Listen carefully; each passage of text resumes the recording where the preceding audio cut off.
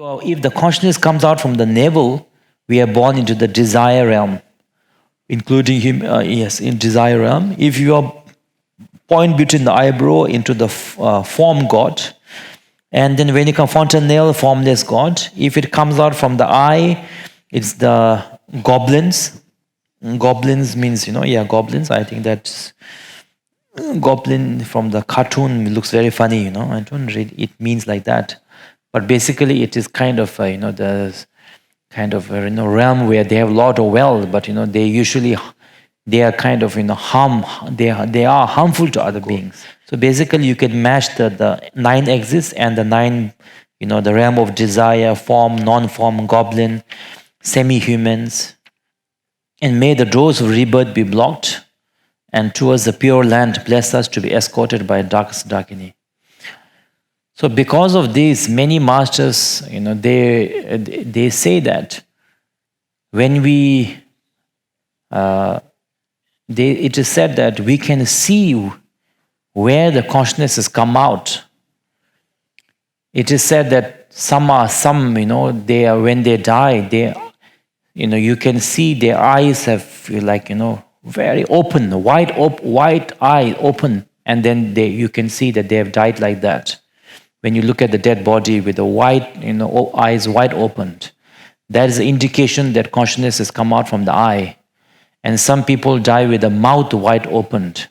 Some people, when they die, they do a little bit of urine or a little bit of excrement.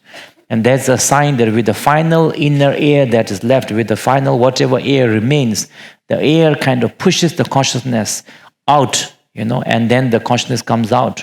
And if you see a little bit, someone is done with a little bit of toilet, big or small, it can be indication that that person has consciousness come out from these realms, these exits, and where they are going to be reborn. That is why in many of our, in the Bardo tradition, not Bardo tradition, Vajrayana tradition, we usually try not to move the body for a certain duration in case they are doing practice, in case they have not yet passed away. And when we touch someone after the dead body, we consider it very important to that first place that we should touch should be, if you have some sort of sand mandala, holy place or holy thing, if not a kind of Buddha statue, and the first place that we touch should be the crown of their head, so that the consciousness can go out from there. Right? Because, for example, if you are walking and somebody touches you on the shoulder, suddenly your attention or consciousness goes there, and you say, yes, why, hello, right? So similarly, like that. That is why when you touch with the Buddha statue or something on the crown of your head, that attention of the consciousness direct, and you can change where that person's consciousness comes out, and hopefully for a positive rebirth. So after the consciousness comes out, it is said that some masters say for 3.5 days. I think it's not really, because depending on, not really kind of fixed, depending on individual's karma, I think it differs. So basically, it is said that when the consciousness comes out, it is such a shock, to go out of a place that you have lived for a long time, I guess. Like you are kicked out of your apartment. You have lived for 40 years, or maybe 70 years, Now you are moved, it's kind of a shock. So basically, out of that shock, we fall kind of unconscious for a certain duration, And then when we wake up, 3.5 days, it is said that we usually do not know that we have died.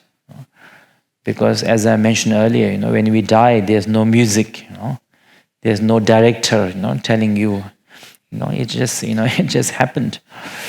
So we are unaware of our death. When our relatives and our friends, we speak to them, and their lack of response causes us to despair. You talk to your husband, he doesn't reply to you. You talk to your wife, she's not replying to you. And then at that time, bless us so that we shall cut all bonds of attachment and aversion. And the reason why we have pain is because of, attachment. Because of attachment. And because of attachment, we have our anger. Because of desire, we have an expectation. Because of expectation, we have a desire. And at that moment, we have died. Now, so-called, the dream of that life this life is over. Right now, if you look back, you may be whatever age you are, you look back and all the things you have experienced. It is like a dream. How many times we have cried, how many times we have jumped up and down in excitement, how many people we have met, and now they are nothing. They're basically, physically speaking, they have become ash. Even that ashes has been just dispersed like a dream. So we should know that that dream has passed, and knowing that nothing exists inherently, everything is not inherently not existent. May we have reduced or cut all bonds of attachment and aversion. And because of the force of the karma, when we are in the Bardo, they say the Bardo realm body is like a 7-year-old boy, So, and we are endowed with a complete faculty, which means you can see, you can hear, and with miraculous power. That means you can read the people's mind when you are in the Bardo. So you can see, those who are crying, are they really crying or is a crocodile's tear? You can know. And those who are praying for you, whether they have compassion or they don't have compassion, right? So anyway, so that's why when we do the Thautu and all of that, usually is, the one of the main quality to the person who does Thautu, if possible, realize being, if not at least a devotion to his or her own master, and compassion to the beings who are stuck in the Bardo, who have lost everything that they hold dear, yet unable to do anything about it, unable to even, voice it out, express. That kind of, at least the compassion is very much required. Thautu is not really a, kind of a joke ceremony. Anyway, and because of your magical, miraculous power, and we don't really have a solid physical form, you can go anywhere. When you think of Paris, you don't need Cathay Pacific, suddenly you are in Paris, Suddenly you are in Guangzhou, suddenly you are wherever, no visa, nothing. So it says here, we can go anywhere without hindrance except Mount Meru. Mount Meru is said to be, we are not able to go. And then the Vajra throne, Bodh Gaya. Some say Bodh Gaya. Some masters, some say it is Bodh Gaya, we cannot go because it's very holy. But some masters, many of them, my own masters, they say it's not a Bodh Gaya. It actually refers to the Dharmakaya, the luminosity or the Dharmakaya nature of the mind is also called the Dorji Den, or the, which is the similar name is Bodh Gaya. It's not really a Bodh Gaya, but because we have not realized the nature of the mind, so we are not able to go to the Dhammakaya natural state. So some masters say like that. Anyway, and then we are not able to go to mother's womb, because unless you have the karmic connection to your karma as a ripened, you cannot go to mother's womb as soon as you want to enter, you enter. It is not like that. The karma has to be right. You have to have the karma to be born into the mother's womb. Bless us to, and so that's why when they say, if you are bodhisattva, the first bhumi onwards, then you have a choice. Samshindu Kyawasheba, you can choose whose mother, who do you want as your father, mother, where do you want to be born? You have a choice. Buddha Shakyamuni choose, which father he wanted, mother, which, the race, caste. So when we may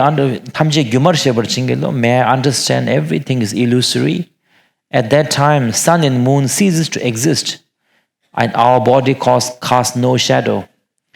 And because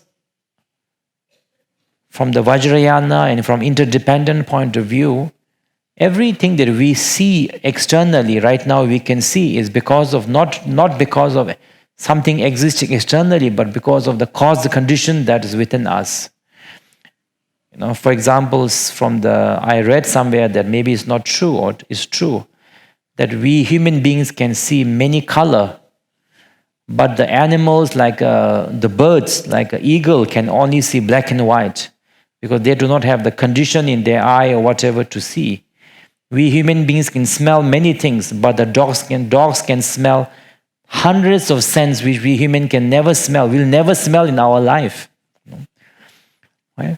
Similarly, in the Vajrayana, it is said that the reason we can see the sun and moon is because of our father's and mother's essence. So because of the father's essence, we can see the sun. Because of mother's essence, we can externally we are able to see the moon. And because that time we don't have the physical body, so that is why there is no moon and sun in the Bardo realm, and that is why there's no shadow, there's no footprint in the sand, and just by thinking you can reach the entire through the billions of world. And when we are swept helplessly along like a feather in the wind, bless us so that we may master our mind. Right now also we are swept helplessly by the mind. When our desire swept us, our body may be in here, but our mind may be thinking about our apartment, our business, our husband, our wife, worrying about them, so many.